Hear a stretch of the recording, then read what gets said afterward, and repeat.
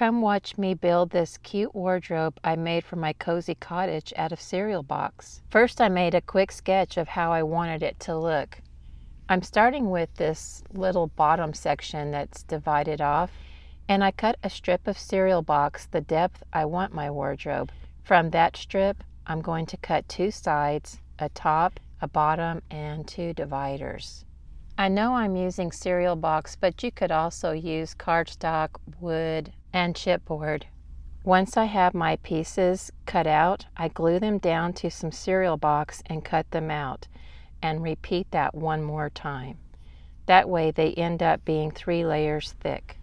On the long side of the top and bottom and the front edge of the side and dividers, I round off the edge by sanding. This is optional, but I think it really gives it a finished look. And then I glue the sides and the dividers to one of the long pieces. For placement of the dividers, you can just eyeball it or divide the space up evenly by measuring. And sometimes if I don't want to do the math, I'll just come in the same distance on the sides, and then the center section will just end up being what's ever left over. Once I have all of those pieces glued in place, I can glue on the remaining long piece. That's it for the bottom section. Now I'm going to be working on the top section.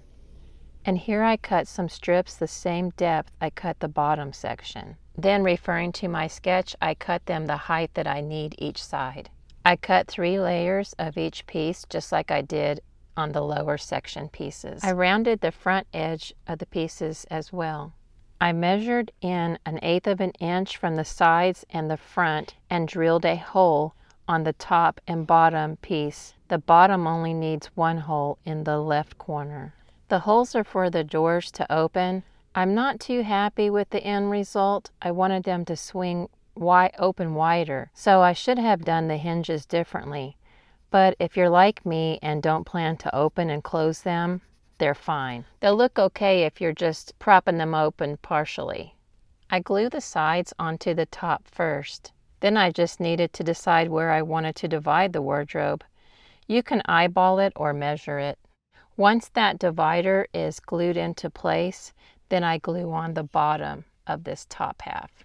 For some reason, I decided I wanted a back on the bottom section, so I glued it down to some cereal box with the print facing the back. That's totally optional though. While editing this video, I realized I forgot to record this part the first time I made it. So it'll look a little bit different to you, but I think what happened is I thought I was recording and I wasn't.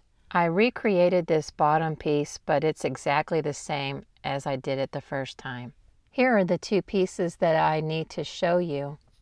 They are 3 layers thick like all of the other pieces, and I took a measurement of the top of the bottom section and I added a 1/16 of an inch all the way around except for the back. I also round off the sides and the front. I glue one to the top and one to the bottom of this lower half of the wardrobe. And here's how it looks so far. I'm calling this the kick plate. I usually make the kick plate 1/4 to 5/16 of an inch tall. The width is the same width as the bottom of the wardrobe. I cut a piece of paper the height and width I want the piece to be, and then I fold it in half and draw a design and I cut it out. I want this kick plate section to be the same depth as the wardrobe, so I know that my front and back pieces are 1/16 of an inch thick, so I take 1/8 of an inch off of the depth of the wardrobe, and that's how I come up with the measurement for the sides of my pieces. Then I just glue the front and back onto the side pieces, and it'll look something like this. I could glue the kick plate on now, but I decided to paint it first before I do that. I made a couple of dividers for the right half of the wardrobe. One of the dividers I added a strip of cardstock towards the back of it because this is going to be a drawer, and I don't want the drawer to be that deep. And I also added a strip to the bottom because it's going to be a drawer too. This is where the 2 drawers will be. I have another divider the same size as the drawer divider to create a shorter closet area on the right side of the wardrobe. I drilled a hole 1/8 of an inch from the side and front like the other side of the wardrobe.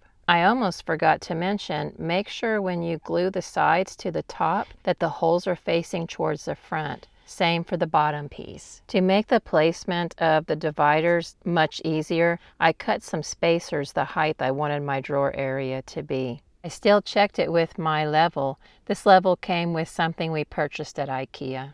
I'm cutting a strip of cereal box the width that I want the door for on the left side of the wardrobe here. I want it to have a cute decorative overlay, so I cut a piece of paper the same size as the door, and I folded it in half and in half again, and then I drew a decorative design on it. I cut it out and traced it onto a piece of cereal box the same size as the door. Here's what I came up with. This is some really stiff cereal box, so I'm carefully cutting out the design here.